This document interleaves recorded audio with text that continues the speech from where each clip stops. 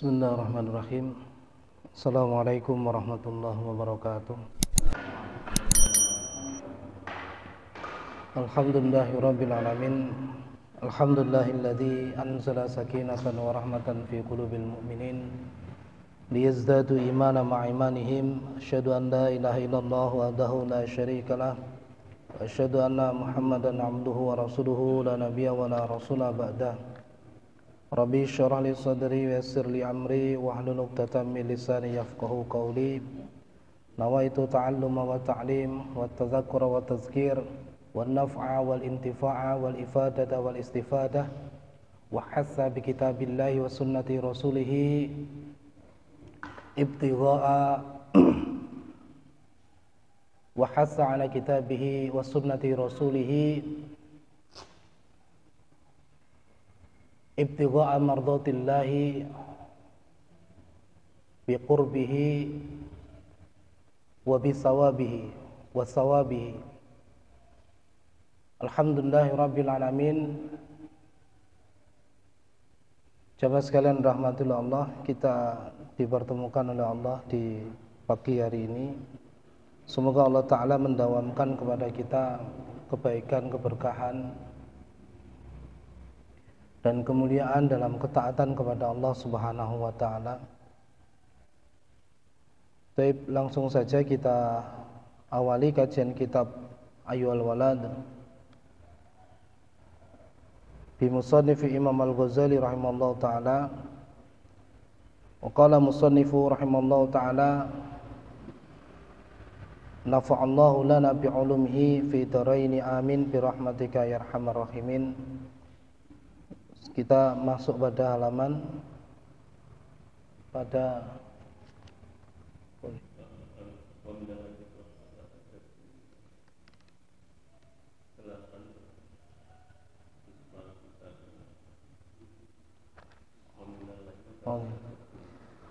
Bismillahirrahmanirrahim. Wa minal laili fatahajjad bihi nafilatan lak. Musannif kitab ini menyampaikan wa minal laili, dan di sebagian min itu ada beberapa macam ya. Jadi kalau dalam bahasa Arab min itu ada min tab'id, ada min bayan. Ada min tab'id, ada min bayan. Kalau min bayan itu biasanya menjelaskan maknanya. Kalau ini dimaknai wa minal lail, maknanya dan setiap malam. Ya, wa minal laili fatahajjad bihi nafilatan lak. Dan setiap malam tahajudlah kalian sebagai ibadah sunnah untukmu.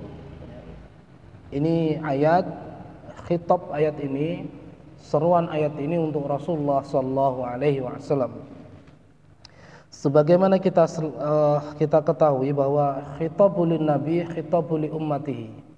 Seruan kepada Rasulullah sallallahu alaihi wasallam itu sama dengan seruan kepada umatnya secara umum begitu. Kalau ini diartikan tab'id sebagian, maka maknanya wa minal laili fatahajjad bihi. Maknanya dan di sebagian malam ya, kalian bertahajudlah. Ini maknanya begitu. Ini merupakan amrun, merupakan perintah. Sebagaimana dalam kaidah usul fikih disebutkan al-aslu fil amrin wujubun. Hukum asal setiap perintah itu wajib, hukum asalnya. Kecuali ada pengecualiannya ya. Tapi kaidah usul mengatakan al-amru fil amri wujubun. Setiap perintah hukum asalnya adalah wajib, berisi tolab, berisi tuntutan untuk mengerjakannya. Wa minal laili fatahajjad bihi nafilatan lak, dan di setiap malam maka tahajudlah kalian sebagai ibadah sunnah untuk kamu ya Muhammad. Amrun ini maknanya adalah perintah. Wabil ashari hum yastaghfirun, dan dengan waktu sahur. Wabil ashar, dengan waktu sahur itu maknanya sebelum subuh ya.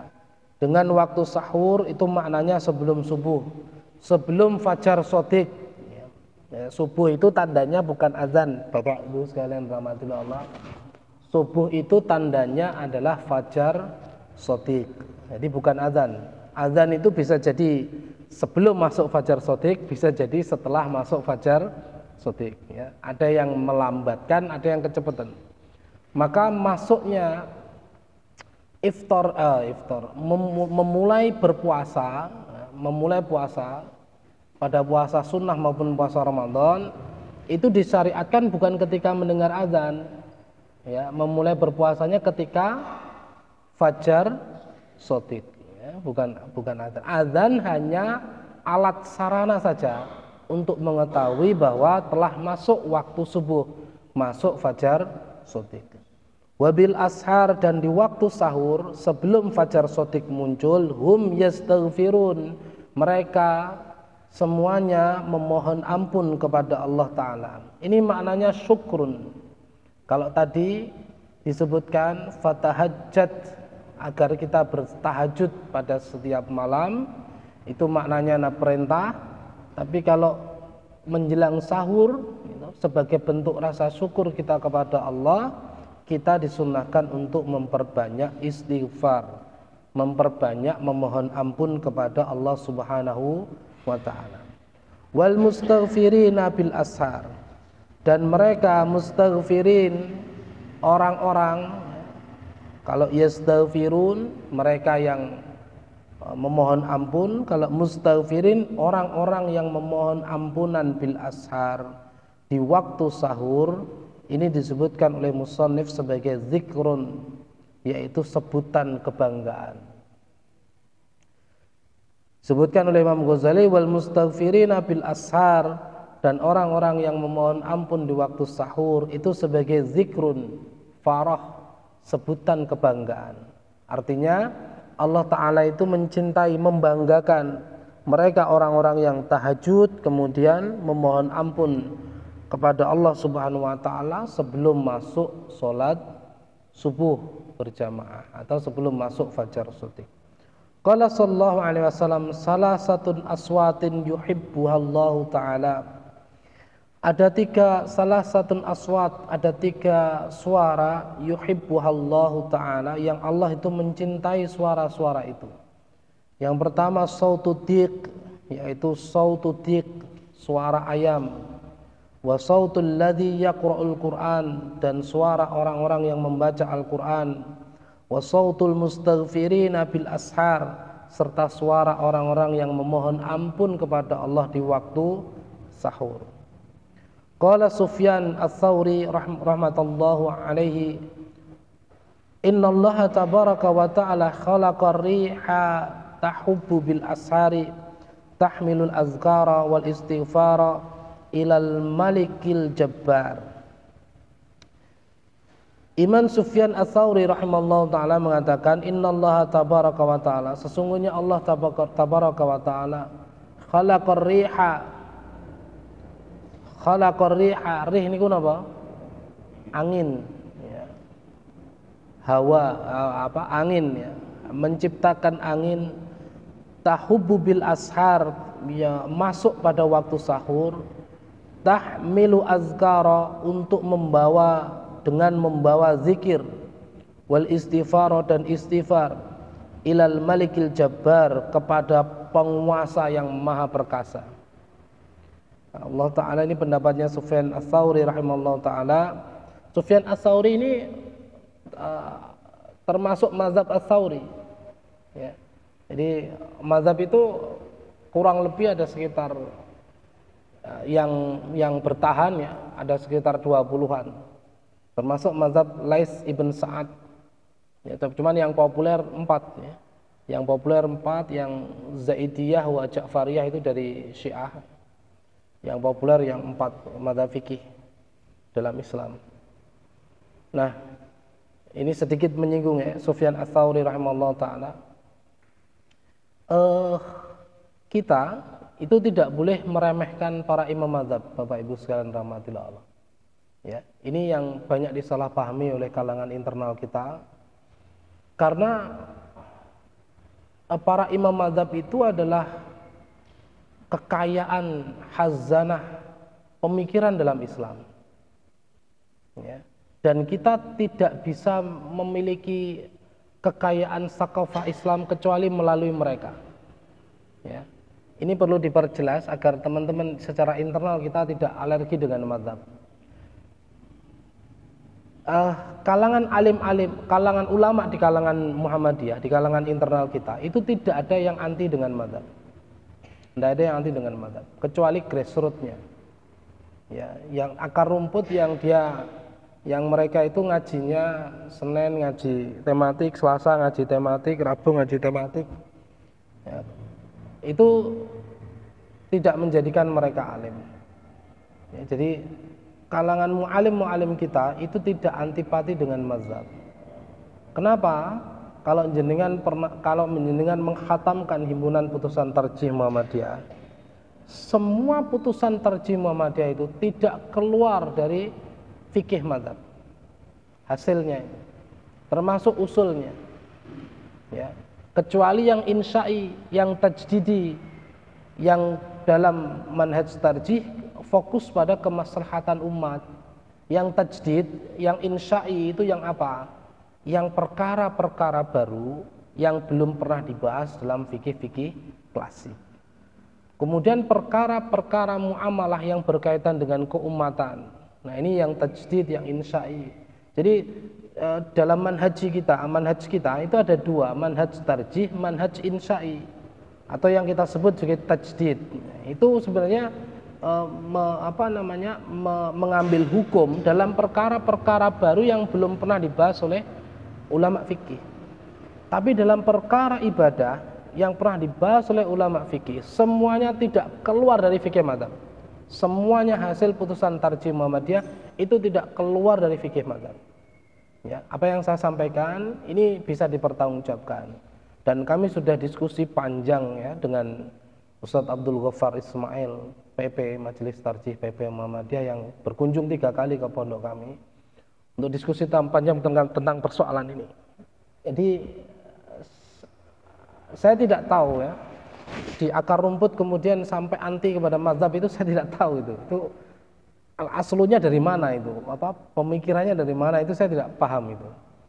Ya, karena semua amal ibadah itu semuanya bermuara pada fikih mazhab. Aslinya tidak keluar dari fikih mazhab. Coba sebutkan saja apa? Bismillah ditarjih, tidak dijaharkan. Mengikuti pendapat siapa? Imam Malik. Ya. Apa lagi?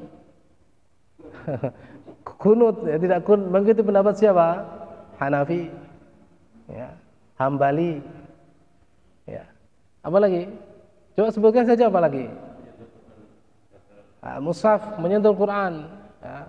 Mushaf, menyentuh mushaf ya, bukan Al-Quran, menyentuh mushaf Al-Quran. Bagi orang yang belum wudu, ya, atau tidak itu diperbolehkan. Mengikuti mazhab siapa? Mengikuti mazhab siapa? Mengikuti mazhab Zuhiri. Ya, Abu Daud Al-Zuhiri Al-Andalusi. Semuanya tidak keluar dari fikih mazhab. Ya, semuanya. Muhammadiyah pakai hisab. Mengikuti pendapat siapa? Mengikuti pendapat Imam As-Subki dari mazhab Syafi'i. Itu menggunakan merojihkan pendapat hisab dalam menentukan awal akhir Ramadan. Apalagi semuanya tidak lepas dari fikih mazhab. Ya. Maka jangan sampai kita kemudian antipati kepada mazhab. Sebab apa? Ilmu itu tidak akan sampai kepada kita kecuali melalui riwayat-riwayat mereka. Paham maksud saya ya? Seperti kita ngaji Ayyuhal Walad Imam Ghazali ini, tidak akan sampai pada kita kecuali melalui riwayat-riwayat mereka. Karena Allah telah memberikan kemuliaan, keberkahan kepada mereka. Ya. Ini tambahan sedikit saja. Innallaha tabaraka khalaqa riha tahubbu bil ashar. Sesungguhnya Allah Ta'ala menciptakan angin tahubbu bil ashar pada waktu sahur. Tahmilul azkar, dia angin itu membawa al-azkar, membawa zikir wal istighfar dan istighfar ilal malikil jabbar, kepada raja yang maha perkasa, kepada penguasa yang maha perkasa. Wa qala aidan Imam Ats-Tsauri rahimallahu taala, idza kana awalul laili yunadi munadin min tahtil arsh idza kana awalul lail, jika ada di awal malam, yunadi seseorang memanggil munadin, memanggil orang yang dipanggil min tahtil arsy, di bawah arsy, ala liyakumil abidun. Jadi di awal malam Allah memerintahkan malaikat untuk memanggil mereka orang-orang yang bangun di awal malam. Ala liyakumil abidun,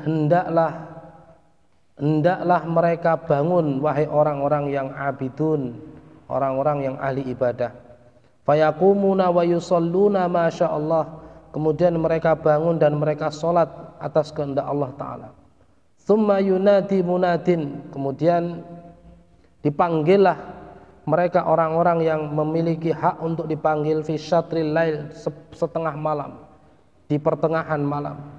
Ala liyakumil qanitun, hendaklah kalian bangun, wahai orang-orang yang qanitun, orang-orang yang patuh. Fayakumuna wa yusalluna ilas sahar, kemudian mereka bangun dan mereka sholat ilas sahar, hingga waktu sahur tiba. Fa idza kana saharu, dan jika sampai pada waktu sahur, nada munadin, maka dipanggillah oleh malaikat mereka, ala liyakumil mustaghfirun, hendaklah kalian bangun al mustaghfirun, orang-orang yang memohon ampun. Fayakumun wa yastaghfirun, kemudian mereka bangun, mereka bangkit dan mereka memohon ampun. Fa idza tala'al fajru, dan jika telah terbit fajar shadiq, nada munadin, diserulah mereka orang-orang oleh malaikat, ala liyakumil ghafilun, hendaklah bangun, wahai orang-orang yang ghafilun, orang-orang yang lalai. Fayakumuna min fursyihim, kemudian mereka bangun min fursyihim, dari kasur-kasur mereka, kal mauta, seperti mayat-mayat, nusyaru min kuburihim, yang bangun dari kubur-kubur mereka, dari kuburan-kuburan mereka.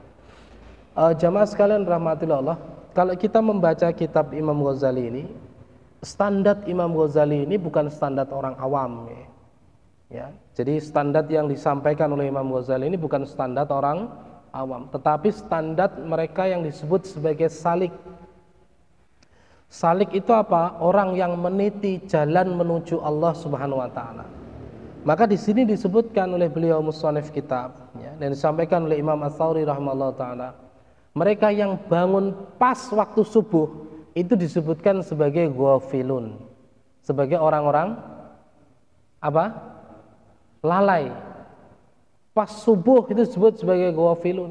Tapi kalau dalam kacamata fikih, ya, kalau dalam kacamata fikih, misalkan dalam kacamata fikih, bangun pada waktu subuh itu masih baik atau enggak? Masih baik kacamata fikih. Tapi jenengan perlu memahami, ini adalah kitab yang berkaitan fannya, pembahasannya adalah ihsan, bukan fikih. Ihsan itu adalah di antara yang baik, mana yang lebih baik.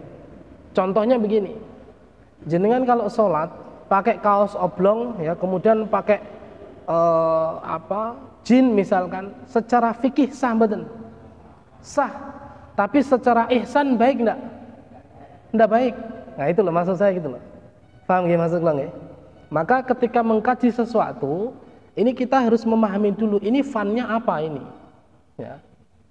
Jangan kemudian menyimpulkan pembahasan ini, ya, kemudian jenengan gunakan untuk menghukumi secara fikih, ya, tidak. Nanti kacau, nanti kasihan masyarakat, ya. Kasihan yang baru belajar langsung dihantam, jangan bangun pas subuh, itu lalai itu. Nah, jangan begitu. Wong awam bangun subuh itu sudah sangat baik, gitu loh. Tapi mana yang lebih baik? Tentu bangun sebelum subuh. Nah, ini maksud saya begitu. Paham ya maksud saya? Nah, ini. Jadi harus dibedakan, kita sedang membahas bab ihsan. Bab ihsan itu di antara yang baik, mana yang paling baik, ya. Contohnya begitu.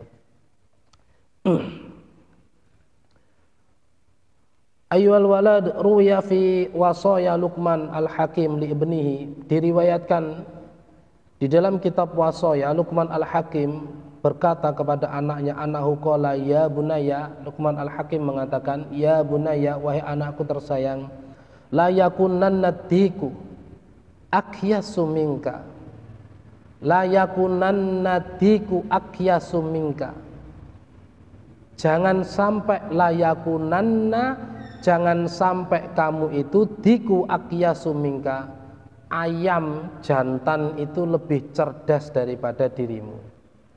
Yunadi bil ashar, dia memanggil-manggil bangun pada waktu sahur, wa anta naimun, sedangkan kamu dalam posisi tertidur.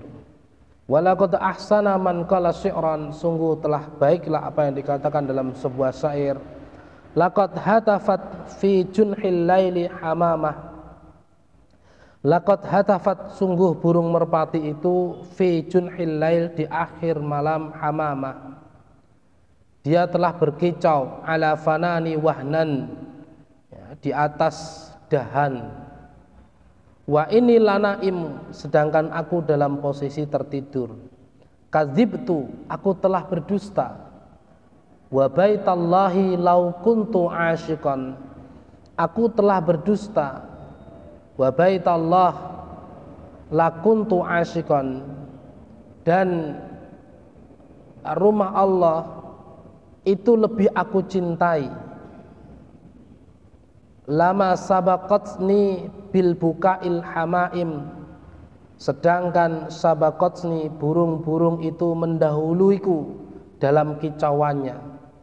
Wa az'amu anni haimun, dan aku mengaku sesungguhnya aku haimun zu sobabah, aku sangat mencintai Allah Ta'ala, li rabbi, untuk Rabbku, fala abki wa tabkil baham, maka janganlah menangis ketika waktu yang seharusnya engkau itu menangis kelak di akhirat.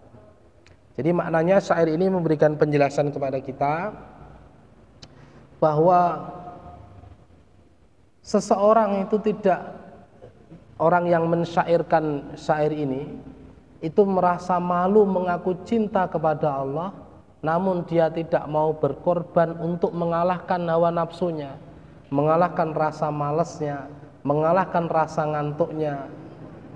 Nah, itu orang ini mengaku malu jika dia mengaku mencintai Allah Subhanahu wa ta'ala.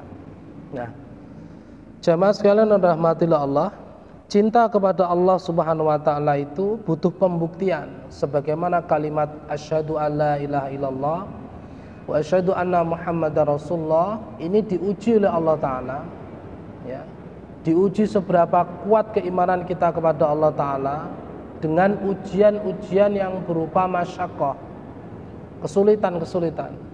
Nah, kesulitan ini bisa maknanya dua, sesuatu yang menyenangkan maupun sesuatu yang tidak menyenangkan atau menyedihkan, sesuatu yang enak maupun tidak enak. Kedua-duanya ini ujian yang di dalamnya ada masyaqqah, dan masyaqqah yang paling berat bagi kita adalah masyaqqah untuk menundukkan hawa nafsu dan berlari kepada Allah Subhanahu wa ta'ala. Itu masyaqqah yang paling berat, ya. Itu masyaqqah yang paling berat, karena hawa nafsu itu biasanya cenderung untuk minta untuk dituruti, Pak. Biasanya begitu. Khalasatul ilmi an ta'lama ta'ata wal ibadata mahi. Khalasatul ilmi, hasil daripada ilmu, an ta'lama ta'ah, engkau mengetahui ketaatan, wal ibadah, dan ibadah. Mahia, apa sebenarnya? I'lam anna ta'ata wal ibadah, maksudnya begini, hasil daripada ilmu, engkau mengetahui, hasil daripada ilmu, engkau mengetahui ketaatan dan ibadah apa yang sebenarnya. Hasil daripada ilmu, engkau memahami, ya, ketaatan dan ibadah apakah yang sebenarnya itu. Ketahuilah, i'lam anna ta'ata wal ibadata mutaba'atus syari'. Ketahuilah sesungguhnya ketaatan dan ibadah itu mutaba'atus syari', mengikuti syariat, fi awamiri wan nawahi, dalam perintah dan larangan Allah Ta'ala, bil qauli wal fi'li, baik ucapan maupun perbuatan. Yakni maknanya apa? Kullu, setiap ma taqul, setiap apa yang kamu ucapkan, wa taf'alu, dan setiap apa yang kamu kerjakan, wa tatruku, dan setiap apa yang kamu tinggalkan, yakunu bi iqtida'is syar'i, dilakukan atau ada bi iqtida'is syar'i, sesuai dengan hukum-hukum syariat. Kama law samta yaumal id, sebagaimana jikalau kamu saum, kamu berpuasa pada hari raya Id, wa ayyamat tasyrik, dan pada hari raya tasyrik, takunu asiyan, maka itu disebut maksiat. Au sholatu fi thawbil maghsub, atau kamu sholat ya, sholat itu kamu telah sholat, atau sholaita ya, kamu telah sholat, fi thawbil maghsub ya, dengan pakaian curian atau pakaian rampasan. Wa in kanat surata ibadatin ta'sam, maka yang seperti itu adalah bentuk gambaran daripada ibadah yang berdosa. Saya ingin menjelaskan sebagaimana penjelasan Ustadz Lutfi Haidarah bin Bukhari rahimahullah ta'ala. Beliau menjelaskan bahwa ibadah itu ada kalanya menjadi maksiat ketika kita tidak memahami tujuan daripada ibadah itu sendiri. Kita tidak memiliki ilmu daripada ibadah itu sendiri. Contoh ibadah yang menjadi maksiat adalah haji itu yang wajib yang keberapa? Kesatu. Ya. Kesatu. Umrah itu yang wajib yang keberapa? Kesatu. Umrah itu wajib loh Pak. Umrah di luar umrah haji loh ya. Jadi haji itu kan ritualnya kan ada ritual haji, ada ritual umroh haji kan begitu. Nah, di dalam kitab At-Tanbih, Al-Imam Abu Ishaq Asy-Syirazi rahimahullah ta'ala itu menyebutkan bahwa umroh di luar umroh haji itu wajib sekali ya. Itu wajib sekali umroh maksud saya ya. Ini bukan berarti saya kemudian kampanye traveling haji dan umroh, bukan ya. Karena hukumnya begitu. Di luar umroh haji itu wajib umroh sekali. Selain haji ya, selain umroh haji itu wajib umroh sekali. Maka kalau kita lihat jamaah haji itu pinter ya. Jamaah haji kita itu kan kita pakai jamaah dari Indonesia kan hajinya haji apa? Haji tamattu kan ya. Umroh dulu baru kemudian haji. Kan ada haji qiran, ada haji ifrat ya gitu. Dalam fikih itu ada haji qiran, ada haji ifrat. Haji qiran, haji ifrat itu digabung.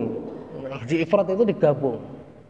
Haji umrah jadi satu ya, tawafnya satu, sa'inya satu, niatnya dua, niat haji dan niat umrah ya. Kalau yang yang qiran itu sejak awal niat haji ya. Sejak awal niat haji ya sebagaimana haji biasa, kemudian umrah ya, biasa gitu. Nah,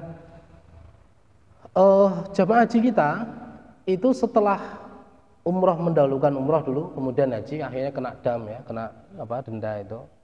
Karena tidak boleh sebenarnya hukum asalnya harus haji dulu kemudian umrah. Tapi kita umrah dulu kemudian haji. Nah, setelah itu, setelah selesai ritual haji, jamaah haji kita itu umrah itu loh. Ya, umrah sunnah itu sebenarnya umrah sekali wajib. Nah, misalkan gini. Orang itu sangat dilebihkan rezekinya oleh Allah, kaya sekali. Kemudian dia sempat haji berkali-kali, 5 kali, 3 kali misalkan. Tapi kemudian tetangga kanan kirinya itu ada yang tidak sekolah, bahkan ada yang tidak bisa makan, ya, bahkan ada yang tidak punya MCK misalkan. Nah, ibadahnya itu bisa bernilai maksiat. Yang dimaksud di dalam tulisan dari musonef kitab wa in kanat surata ibadatin ta'sam, dan ibadah yang seperti ini itu bentuk ibadah yang berdosa. Secara fikih sah ibadahnya, tapi dia berdosa. Kenapa? Karena ada kewajiban yang lain yang harus dia penuhi sebelum menjalankan yang sunnah-sunnah itu tadi. Paham maksudnya nggak? Nah, misalkan termasuk ini bagian dari masjid misalkan. Masjid itu kemanfaatannya harus untuk sekitarnya. Artinya manfaatnya harus bisa dirasakan oleh orang-orang yang di sekitarnya. Ya. Jadi jangan sampai kemudian kita menyakiti orang-orang yang ada di sekitar masjid. Gitu. Makanya ketika saya 2 kali saya studi banding ke Jogokarian itu, 2 kali diajak teman-teman Baitul Izzah ya. Saya 2 kali ke sana, Baitul Izzah Nganjuk ya. Saya 2 kali ke sana, setelah itu saya tidak mau lagi ke sana. Diajak sama teman-teman, ayo ke Jogokarian lagi. Enggak mau saya. Saya enggak mau. Kenapa? Karena studi bandingnya itu hanya studi banding saja. Jadi tidak ada penerapannya. Ya. Nah, ini yang saya khawatir bahwa jangan-jangan kita pakai dana umat itu tidak kita pakai sebagaimana kita mengelola harta anak yatim. Jadi mengelola dana umat itu sebagaimana mengelola harta anak yatim. Kita harus hati-hati sekali, Pak. Orang-orang seperti saya begini, ya, orang-orang seperti kula ngeten iki, itu tidak perlu dikasih transport yang terlalu banyak sebenarnya, tidak usah. Ya. Kenapa? Karena saya itu cuma 2 bulan kesini sekali saja, manfaatnya tidak banyak. Yang justru jenengan perhatikan itu guru-guru TPA yang setiap hari ngajari ngaji anak-anak. Itu jenengan perhatikan. Ya, betul itu. Saya itu ini kita loyal dengan apa yang kita pahami ya. Jadi kita tidak boleh condong pada kepentingan kita pribadi. Orang kayak saya yang ngajinya cuma sebulan sekali, 2 bulan sekali, itu ndak usah jenengan kasih transport terlalu banyak. Cukup ngene Pak bis gitu toh. Ya. Yang justru jenengan perhatikan itu guru-guru TPA yang setiap hari ngajar ngaji, itu manfaatnya jauh lebih besar mereka. Ya, perannya jauh lebih banyak. Ya. Jadi itu pilihan-pilihan yang terkadang kita itu tapi kalau saya pribadi ya, kalau yang lain saya tidak tahu alam ya. Kalau menurut pendapat kami itu lebih insaf, itu lebih adil, itu lebih mutawasid, itu lebih bijak dalam bersikap. Ya. Ini juga kami terapkan di pondok kita ya, Pondok Muhammadiyah Sepang itu. Pengajar-pengajar yang hanya ngajar sebulan sekali misalkan, kan ada beberapa yang cuma ngajarnya sebulan sekali. Karena dia ngelatih anak-anak dari sisi jurnalistik, tulis menulis ya, dan motivasi macam-macam. Itu tidak kami berikan transport walaupun dia dari jauh. Tidak kami berikan transport melebihi honor para asatid setiap bulan. Itu sudah kami sampaikan. Kalau jenengan setuju, jenengan boleh datang. Kalau enggak apa-apa. Itu. Karena saya tidak ingin menyakiti, coba jenengan angen-angen misalnya.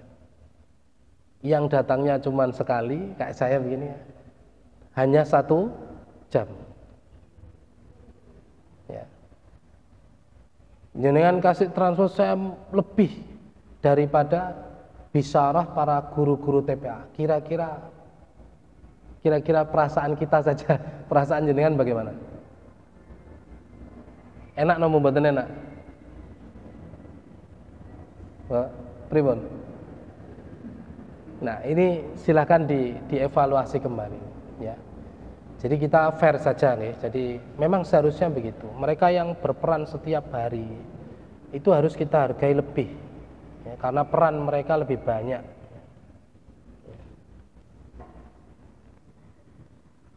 Ya ayyuhal walad yambaghi laka an ayyakuna qauluka wa fi'luka muwafiqan lisyar'i.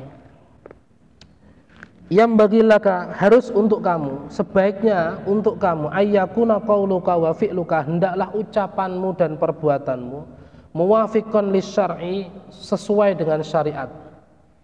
Idzil ilmu wal amalu bila iktida'i syar'i dolalah. Ilmu itu jika tidak sesuai antara ucapan dan amal ya, tidak sesuai bila idzil ilmu wal amal, ilmu dan amal itu jika tidak sesuai bila iktida'i syar'i, tidak sesuai dengan syariat, dolalah, maka ilmu itu sesat. Ilmu itu tersesat. Jadi ilmu dan amal jika tidak sesuai dengan syariat maka tersesat. Wa yambaghi laka alla taghtarra bisyadhi wa tammati sufiyah, dan hendaklah kamu tidak tertipu, taghtara, tidak tertipu bisyadhi, dengan bualan-bualan, wa tammati sufiyah, wa tammati sufiyah, serta bencana orang-orang sufi. Li'anna suluka hadha tariq, disebabkan karena suluk jalan, meniti jalan ini, yakunu bil mujahadah, harus dilakukan dengan kesungguhan, wa qat'i syahwatin nafs, serta membunuh syahwat jiwa, ya, syahwat diri, wa qatlil hawah, membunuh hawa nafsu, bisaif riyadhah, dengan pedang pembiasaan, atau dengan pedang riyadhah, latihan. La bitammati wa turahat, bukan dengan cerita. Tohammat itu cerita, wa turahat itu dengan tahayul. Ada beberapa kalangan yang mengaku sufi itu, ini yang dimaksudkan Imam Ghazali, itu para sufi yang tidak terikat dengan syariat. Orang-orang sufi yang mereka dengan alasan kesufiannya, jalan tasawufnya itu, mereka tidak mau terikat dengan syariat. Ini ada yang mengatakan begini, sholat itu tidak penting, ya, puasa itu hanya urusan kulit, kusurun kata mereka, itu urusan syariat, urusan kulit.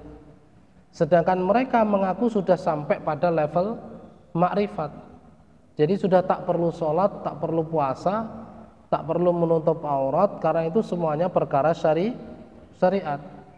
Ya. Mereka kemudian bercerita dengan cerita yang macam-macam, ya, dengan cerita yang macam-macam, yang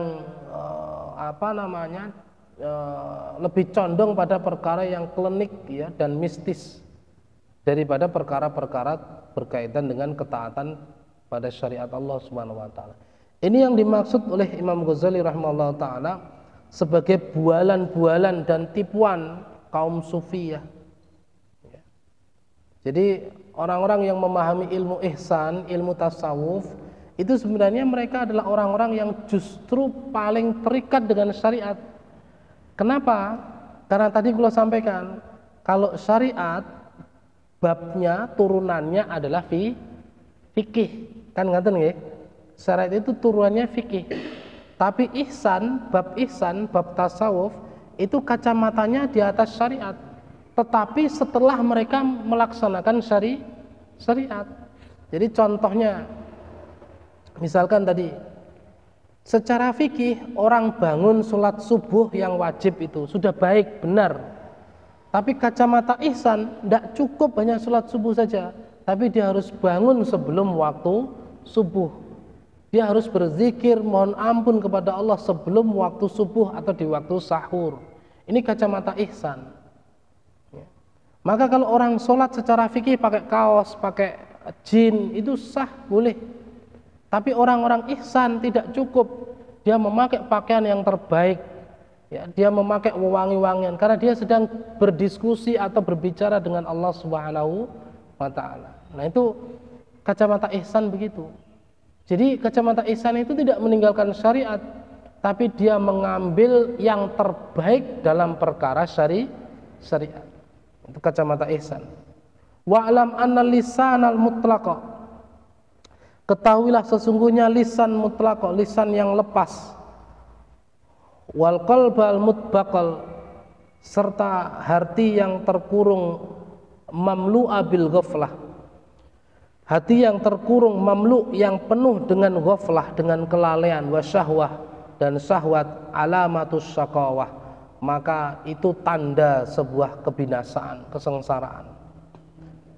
Lisan yang mudah lepas tanpa kontrol, kolbu yang terkurung, yang penuh dengan ghaflah, sifat lalai, dan syahwat, alamatus syaqawah, ini adalah tanda-tanda kebinasaan, tanda kesengsaraan. Fa idza lam taqtulin nafsa, maka jika dia tidak membunuh nafsunya, bisidqi mujahadah, dengan kesungguhan mujahadah, falai yahya qalbuka, maka selamanya hatimu tidak akan hidup bi anwaril ma'rifah, dengan cahaya ma'rifat, cahaya mengenal Allah Subhanahu wa taala. Wa'lam anna ba'da masailika, ketahuilah sesungguhnya sebagian dari persoalanmu, allati sa'altani, yang telah kamu tanyakan kepadamu, anha, dengan masalah-masalah itu, la yastaqimu jawabuha, maka jawabannya tidak cukup dituangkan bil kitabati wal qauli, dengan tulisan dan ucapan. Intabluk tilkal halata ta'rif mahiyya, intabluk, jika kamu telah sampai halata keadaanmu, ta'rif, mengetahui, mahiyya, apa yang kamu hadapi. Wa illa, maka jika tidak, fa'ilmuha, maka pahamilah, minal mustahilat li'annaha zauqiyah. Fa'illa fa'ilmuha, jika tidak maka pahamilah masalah-masalah itu. Masalah-masalah itu minal mustahilat, persoalan-persoalan yang mustahil untuk dijawab. Li'anna zauqiyah, karena persoalan itu adalah persoalan zauq, persoalan rasa. Nah, di paragraf ini musannif kitab Imam Ghazali rahimahullah ta'ala itu mengatakan, setelah beliau menjelaskan bahwa bencana atau kesengsaraan itu disebabkan karena manusia tidak bisa mengendalikan hawa nafsunya, baik dari sisi ucapan maupun dari sisi kolbunya, perasaannya, jiwanya, hatinya. Yang di paragraf yang selanjutnya, muridnya Imam Ghazali menanyakan persoalan-persoalan yang persoalan ini tidak cukup atau tidak bisa dijawab dengan tulisan dan ucapan. Jadi ada persoalan, ada pembahasan itu yang masuk pada pembahasan namanya zauq, namanya pembahasan zauqiyah, bab rasa. Itu tidak bisa dituliskan, tidak bisa dijelaskan, karena ini bab zauqiyah, bab rasa. Wa kullu ma yakunu zauqiyan, maka setiap apapun yang masuk dalam pembahasan zauqiyan, bab rasa ini, la yastaqimu, tidak akan mungkin, wasfuhu bil qaul, tidak akan mungkin disifati, dijawab dengan ucapan.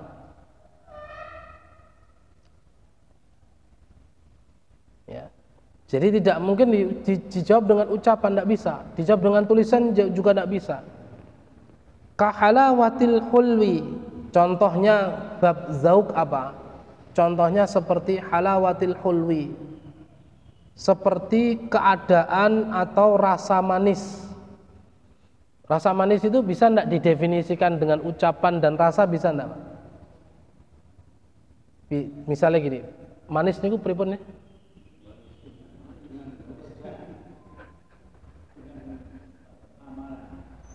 Lagi maksud kula didefinisikan dengan ucapan, dengan tulisan saged mboten? Manis itu adalah titik ngoten, saged mboten niku? Salam? Manis kaya wonge.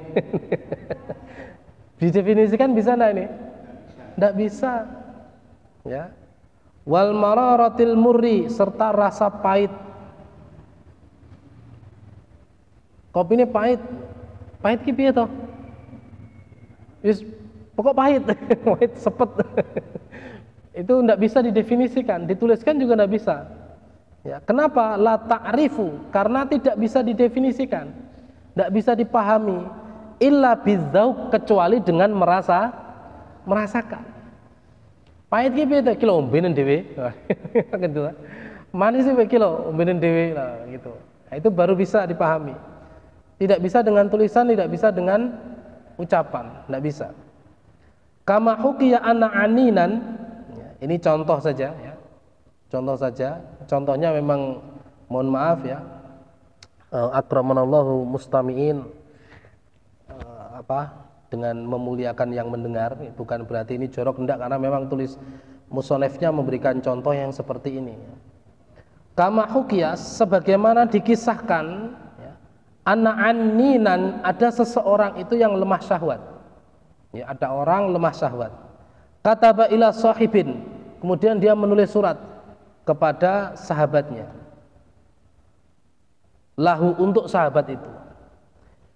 An arifni, wahai sahabatku, an arifni ladzatal mujama'ati kaifatakun.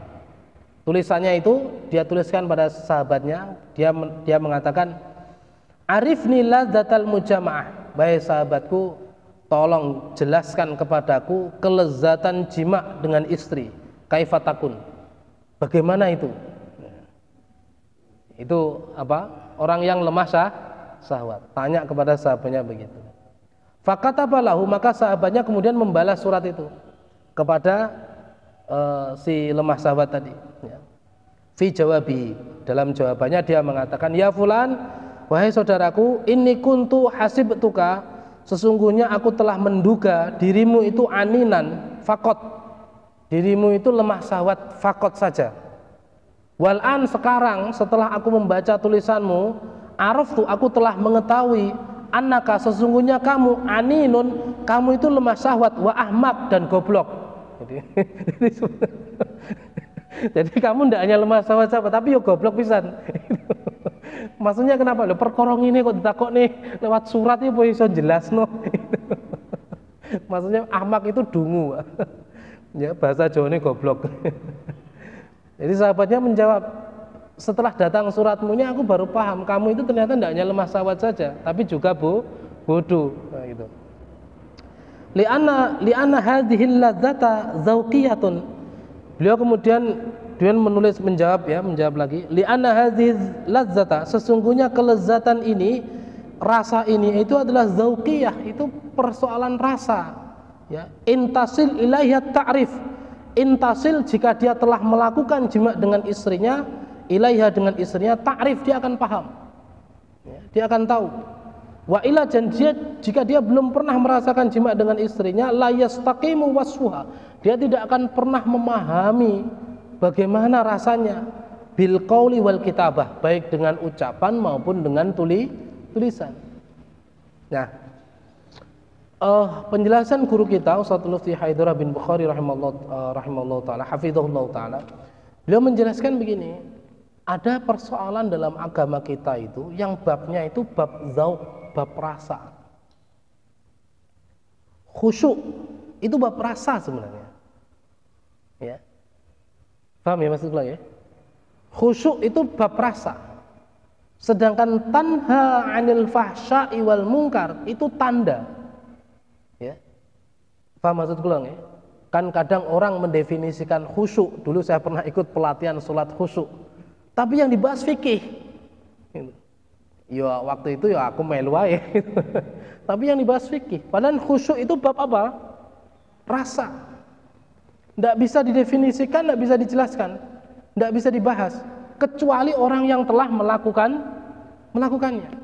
Sedangkan innas sholata tanha 'anil fahsya'i wal munkar, itu qarinah, tanda-tanda dia telah melaksanakan sholat khusyuk, tanda-tandanya. Sehingga apa? Sholatnya itu berdampak pada perilakunya di luar sholat. Tanha 'anil fahsya' wal munkar, dia mampu menjauhi perbuatan keji dan perbuatan mungkar. Sholatnya itu mencegah kemaksiatan di luar sholat. Ya.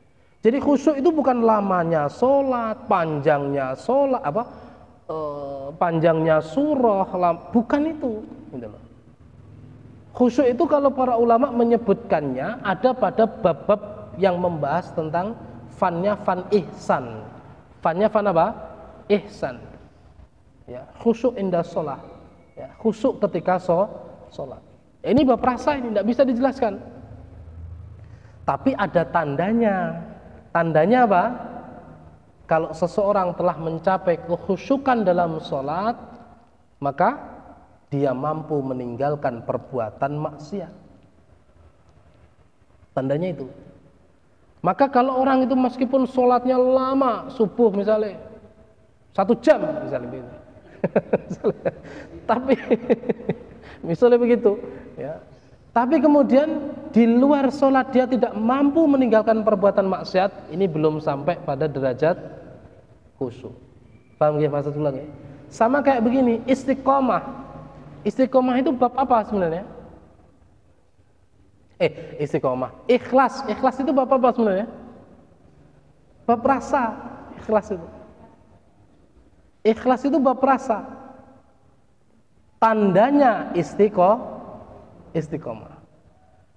Paham ya maksudnya ya? Jadi orang ikhlas itu ora iso dinilai, Pak. Maksudnya dinilai ini. Wong kuwi ikhlas.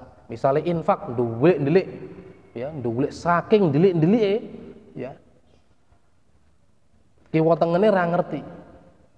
Orang menilai dia ikhlas. Padahal isin karena titik. jadi tidak bisa.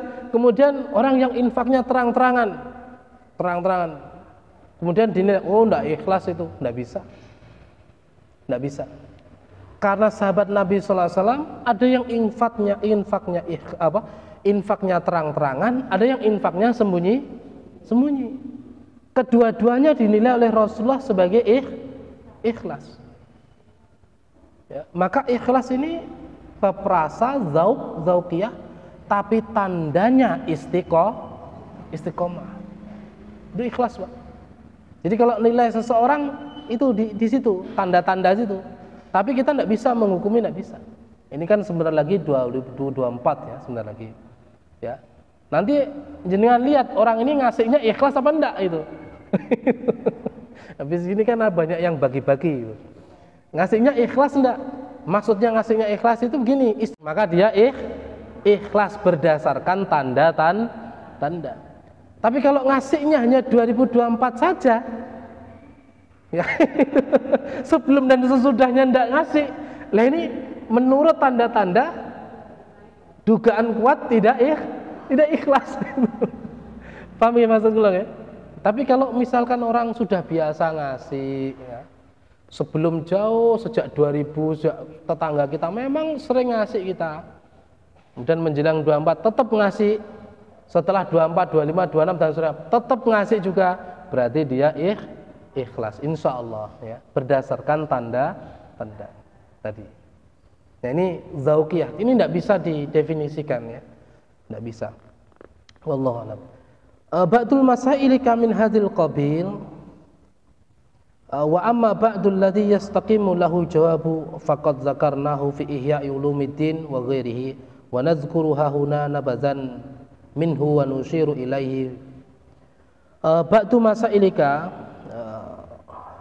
Imam Ghazali mengatakan kepada muridnya, ba'du masailika, sebagian yang kamu tanyakan min hadzal qabil, itu termasuk dalam perkara ini. Ya, sebagian yang kamu tanyakan itu termasuk perkara zauqiyah. Ya, perkara zauqiyah. Wa amma ba'dul ladzi yastaqimu lahu jawab, dan sebagian lagi masuk pada perkara yang bisa dijawab, ada jawabannya, maksudnya bisa dijawab dengan tulisan dan qaul, ucapan. Tapi sebagian tidak bisa, karena perkara apa? Zauqiyah. Faqad dzakarnahu fi ihya'i ulumiddin, kami telah menjelaskan di dalam kitab Ihya wa ghairihi dan kitab-kitab selainnya. Jadi Imam Ghazali ini kitabnya banyak, Pak ya. Jadi jangan dianggap bahwa kitab beliau hanya Ihya Ulumuddin saja, bukan. Imam Ghazali itu punya kitab namanya Al-Mustasfa. Al-Mustasfa ini sarah kitab Ar-Risalah. Kitab Ar-Risalah itu kitab induk usul fikih dalam mazhab Syafi'i. Ya. Namanya Mustasfa. Ini kitab induk sarah kitab Ar-Risalahnya Imam Syafi'i. Kitab fikih Syafi'i sekarang itu bermuara pada dua. Ar-Risalah itu usul fikih dan Qawaidul Fiqhiyah. Kemudian fikihnya itu al-um. Ya, kemudian disuarah lagi ya, disarah oleh murid-muridnya menjadi kitab Safinatun Najah, Mukhtasar Latif, Matan Abu Suja, Ghoyatut Takrib, ya, Fathul Qorib sarahnya, disarah lagi menjadi Hasyiah Al-Baijuri, disarah lagi oleh kemudian menjadi Yaqut Nafis, ya, kemudian Itmamut Tadris. Jadi itu kitab-kitab turunan-turunannya, ya, sarah-sarahnya. Dan di dalamnya itu Masya Allah sangat rinci sekali pembahasannya. Jadi saya sering mengatakan kalau ingin menjadi ulama itu jalannya cuma satu, ya, jalannya cuma satu, tidak ada jalan yang lain. Harus belajar melalui metodologi para ulama belajar. Jalannya cuma itu aja. Jadi ulama tidak bisa melalui jalan yang lain, tidak bisa. Harus belajar melalui metodologi para ulama belajar. Ya. Karena tidak ada pembahasan rinci dalam kitab-kitab yang masih mentah, itu tidak ada pembahasan rinci. Ya. Kemarin saya di grup Turos ya, grup Turos WA itu, grup yang majelis, grup yang kami buat untuk untuk thalabul ilmi. Saya menanyakan, ada pertanyaan dalam bab merawat jenazah. Pertanyaan saya begini, dalam bab merawat jenazah itu ada amal yang wajib tapi niatnya sunnah, tidak harus sunnah, tidak harus niat. Ya, ada amal yang wajib tapi niatnya sunnah saja, tidak harus niat. Tapi ada amal yang sunnah tapi niatnya wajib. Nah, amal apakah itu? Itu tidak bisa dipahami kecuali dia telah mengkaji kitab-kitab para ulama itu secara runut dan bertahap. Itu rincian-rinciannya dibahas detail sekali, insya Allah. Amal apa nih? Apa? Sana ya? Bukan. Jadi ada amal wajib tapi niatnya sunnah. Tapi ada amal yang sunnah tapi niatnya justru wajib.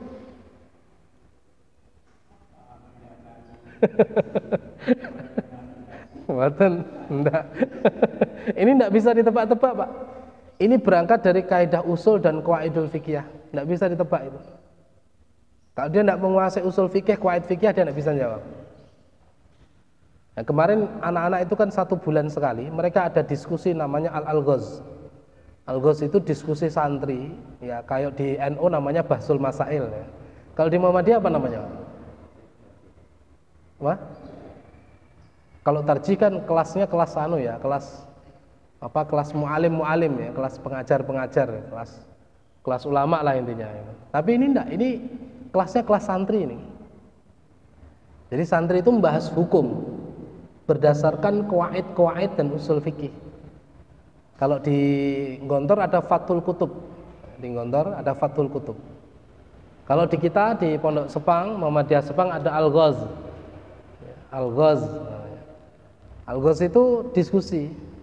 Bahas misalkan begini, apa hukum menerima uang caleg?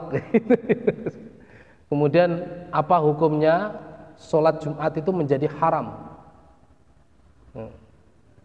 Padahal syarat 40 orang misalkan dalam fikih Syafi'i terpenuhi, atau 20 orang menurut Maliki terpenuhi, 20 orang menurut Fadhab Maliki terpenuhi. Tapi itu menjadi haram, menjadi tidak sah sholatnya, bukan haram, tidak sah sholat Jumatnya. Itu karena apa? Nah, itu namanya apa ya? Persoalan-persoalan fikih yang menurut saya menarik ya kalau dibahas itu sekarang ya. Nah, itu apa? Beberapa hal yang perlu kita pahami bersama ya. Kalau di sini disebutkan oleh beliau ada beberapa persoalan yang bisa dijawab dengan tulisan dan ucapan, tapi ada yang tidak. Ya. Wa nazkuru hauna, kami sebutkan di sini nubadan, poin-poin minhu, poin-poinnya, wa nusiru ilaihi, dan kami berjalan atas poin-poin itu. Fanaqul, maka kami sampaikan poin-poinnya di sini. Qad wajaba 'ala saliki arba'atun umur.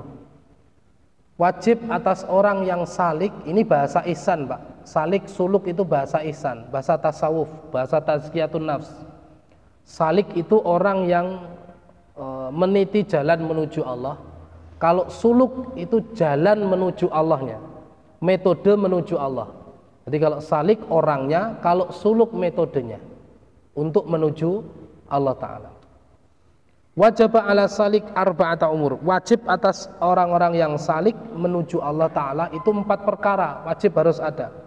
Amrul awal, yang pertama, i'tiqadu sahihun la takunu fihi bid'ah. Perkara yang pertama adalah akidah yang jernih, sofyan wa naqiyan, jernih dan bersih. La takunu fihi bid'ah, tidak ada di dalamnya itu bid'ah. Tidak ada di dalamnya itu bid'ah. Itu perkara yang jernih, bersih. Ini perkara pertama bagi salik, dia harus memiliki akidah yang bersih, jernih hanya kepada Allah Ta'ala. Wasani taubatun nasuhun la yarji'u ba'daha ila zallah. Yang kedua adalah taubat nasuha, la yarji'u, dia tidak kembali lagi ba'da setelah berbuat maksiat, ila zallah, kepada ketergelinciran. Bapak Ibu sekalian rahmatillah Allah, sing enten ten masjid niki sinten sing ndak pernah berbuat maksiat? Sinten? Kita semuanya termasuk kula niki pernah berbuat maksiat, sengaja atau tidak sengaja. Maka oleh para ulama taubat itu wajib. Oleh para ulama disebutkan taubat itu wajib. Ya. Taubat atas semua kemaksiatan yang kita lakukan. Tidak boleh tidak. Karena kita semuanya pasti pernah berbuat salah. Ya. Maka karena kita pasti berbuat salah, satu, kita diwajibkan bertaubat. Bukan sunnah ini taubat ini. Kita wajib bertaubat setiap hari, setiap saat. Yang kedua, tidak boleh merasa ujub, al-kibru, sombong, bahwa kita orang yang paling bersih, paling baik, paling ahli ibadah. Tidak boleh. Kenapa? Karena kita semuanya masih disebut sebagai manusia, mahalul khata' wa nisyan. Manusia itu tempatnya salah dan lupa. Itu yang kedua. Yang ketiga, kalau ada kebaikan, karena kita tidak boleh sombong, tidak boleh berbangga berlebihan, tidak boleh merasa paling, ya.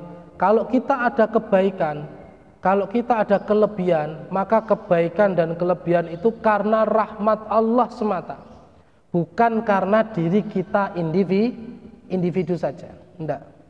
Tapi karena rahmat Allah Ta'ala. Kalau sekarang kita sudah tertib sholat, alhamdulillah, bentuk syukur bahwa itu rahmat Allah. Kalau kita sekarang diberi kelebihan ilmu oleh Allah, alhamdulillah, bentuk syukur karena itu rahmat Allah. Kalau kita dipercaya oleh manusia, alhamdulillah, bentuk syukur itu rahmat Allah, bukan karena kehebatan kita sendiri. 3 poinnya itu. Kenapa kita harus bertaubat? Wasalis istirda'ul khusumi hatta la yabqa li ahadin 'alaika haqqun. Istirda'ul khusum, meminta maaf kepada musuhmu, kepada orang yang pernah menyakitimu atau kamu sakiti. Hatta la yabqa, hingga tidak tersisa li ahadin, satupun orang, 'alaika, atasmu, haknya, hakun, haknya. Meminta maaf pada orang lain, termasuk pada musuh kita, hingga tak ada haknya yang tersisa ada pada diri kita. Insyaallah ini penerapannya itu perpaduan antara hidayah, petunjuk Allah, dan kemampuan kita untuk mengendalikan nafsu. Karena nafsu itu tidak ada yang tahu kecuali mereka yang diberikan kebaikan oleh Allah Subhanahu wa Ta'ala. Termasuk ketika kita melihat aib guru kita, Pak. Ya, termasuk ketika kita melihat aib guru kita atau orang yang pernah kita belajar dengannya, atau aib saudara kita. Ini kadang-kadang seringkali nyuwun sewu nggih, Bapak Ibu, khususnya ibu-ibu, ya, kalau tekankan. Ya. Jadi kalau melihat aib seseorang, ini satu dengan harus membedakan. Ini aib pribadi yang keburukannya mengenai dirinya sendiri, atau ini aib yang keburukannya itu menimpa banyak orang. Kalau aib pribadi yang keburukannya menimpa dirinya sendiri, jenengan boleh membicarakannya, tapi satu, untuk mencari solusi, bukan menjadi bahan pembicaraan. Ki bedone tipis lho, Pak. Mencari solusi dengan menjadi bahan pembicaraan, itu tipis banget. Jadi misalnya kita melihat aib seseorang gitu ya. Kemudian kita ngomong dengan orang yang satu, dia tidak kenal dengan orang ini, tidak punya kuasa atas orang ini. Kemudian kita ngomong aibnya dia, oh itu loh fulan itu begini-begini. Itu kita sedang membicarakan aib seseorang. Itu yang diharamkan itu namanya ghibah. Ya. Atau orang ini kenal dengan orang ini, tapi niat kita membicarakan itu bukan untuk memberikan solusi, tapi hanya sekedar jadi bahan obrolan saja, itu juga ghibah. Sedangkan Nabi SAW mengatakan, bersabda, al-ghibatu asyaddu minaz zina. Ghibah itu dosanya lebih berat daripada zina. Kalau seseorang berzina, akbaru ma'asi, itu dosa besar, iya. Tapi jika dia taubat nasuha kepada Allah, insya Allah cukup. Tapi kalau ghibah, jenengan taubat sadar, taubatan nasuha kepada Allah, tidak cukup. Jika orang yang jenengan ghibah ini belum redho. Jenengan harus minta istirdo, minta keredoan. Caranya minta istirdo ora kok ngene, riyo teko-teko sepurune ya Bu, sepunten ora. Istirdonya gak mung sepuntene ngono tok. Istirdonya juga harus ditakyin, dijelaskan. Ngapunten kula kemarin ngrasani jenengan, kula omong ning ngene men, niku perkara jenengan disewat sandal apa disewat sepatu. Nah itu kan urusan liya. Nah itu nggih. Jadi istirdonya harus menjelaskan apa yang dia hak saudaranya, apa yang tidak dia penuhi. Itu. Nah ini lho sing kula maksud antara petunjuk dengan hawa nafsu. Kula tekankan ibu-ibu napa amargi ngeten. Tiang setri niku cenderung berbuat berdasarkan perasaan. Lek wong lanang cenderung berbuat berdasarkan akal. Makanya wong wedok kuwi gampang dihapusi. Ya, mergane menuruti perasaan. Lah wong lanang gampang mbujuki. Nggih. Mergane niku kaidahe ngoten. Ya. Kemudian warabi tahsilu ilmi syariah. Engkau memperoleh ilmu syariat. Mempelajari atau memperoleh ilmu syariat. Qadra ma tu'addi bihi awamirullah taala, sesuai dengan apa yang kamu mampu dalam menjalankan perintah Allah taala.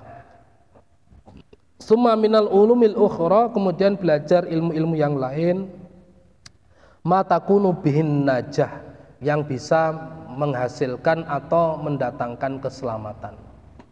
Niki yang keempat bagi orang-orang salik yang meniti jalan Allah. Yang keempat adalah belajar ilmu-ilmu syariat, ya, sesuai dengan kemampuannya. Niki anak-anak kita, Pak, anak-anak kita itu sekarang zamannya wis zaman edan ora uman ngoten. Jadi zamannya sudah rusak. Maka anak-anak kita itu harusnya diarahkan pada tafakuh fiddin, pendalaman agama, pemahaman agama. Tapi niatnya bukan untuk menjadi ulama, menjadi orang alim, enggak. Tafakuh fiddin itu dalam rangka sebagai sarana ibadah kepada Allah. Jadi anak-anak cerdas kita itu harus diarahkan ke sana, bukan ke yang lainnya. Zamannya wis kayak ngene, Pak. Wis apa ya? Kula dhewe nggih asline yo kadang-kadang saya secara pribadi pesimis sebenarnya. Pesimis sih ngene. Kayak ini ya misalnya 17-an gitu. Niki sing kula kritik di kampung-kampung, di sini mungkin tidak ada ya. Di kampung-kampung adanya. 17-an itu kan mensyukuri nikmat Allah, ya, kemudian menghargai pahlawan kita. Terus apa hubungannya karo tayub, ngombe, otok, gila, rana hubungannya. Ya. Rusak. Nah, di kampung-kampung ya, di sini kan tidak ada. Di sini kan tidak ada tayuban. Ngetos tayuban betul? Hah? Kok pengajian? Tayuban kok pengajian? Pengajian ngoten mayak-mayak, ya. Tayub niku teng-tong sing enek sindene lho. Nah, iki biasane gandengane ya ngombe, gandengane Pak. Nek ning kampung kula teng Nganjuk mereka tayub gandengane ngombe. Padha ae jaranan ya ngono. Ya. Dan mereka Tasik Nganjuk itu kan daerah merah sebetulnya, daerah merah. Tasik Usum. Aslinya nggih pesimis aslinya. Tapi ketika ketemu dengan jenengan ngeten iki kula malah optimis malih. Ya, seneng enek harapan. Nah, begitu. Nah, kita arahkan untuk mempelajari ilmu-ilmu syariat. Yang muaranya adalah takwa. Muaranya adalah apa? Takwa. Ini kalau ingatkan kembali ya. Jadi semua yang kita lakukan, baik sholat, zakat, puasa, haji, belajar, ngaji, hafalan, bekerja, berumah tangga, menjalankan amanah, itu bukan tujuan, Mbak. Pun salah, bukan tujuan. Jadi hafalan itu juga bukan tujuan, tahsin bukan tujuan, bahasa Arab bukan tujuan. Semuanya adalah wasilah min wasail lil ibadatillahi ta'ala, sarana dari sarana-sarana ibadah kepada Allah ta'ala. Jadi sarana dari sarana-sarana ibadah kepada Allah ta'ala. Yang muaranya ya, yang goyahnya adalah takwa. Goyahnya adalah takwa. Ibadah itu menghasilkan individu-individu yang bertakwa. Kenapa? Karena takwa ini menurut kacamata Allah, inna akramakum indallahi atqakum.